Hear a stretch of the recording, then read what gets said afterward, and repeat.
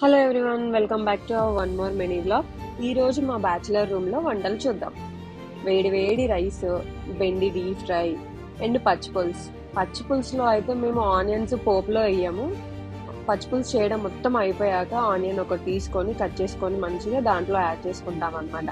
అది ఎందుకో మగ్గితే అది అంత టేస్ట్ లాగా అనిపించదు, ఆనియన్స్ మగ్గితే. అందుకోసమని మేము లాస్ట్ లో యాడ్ చేసుకుంటాం. నాకైనా మా ఫ్రెండ్ కైనా ఇద్దరికి కూడా చిన్న ఉన్నప్పటి నుంచి అలానే అలవాటు.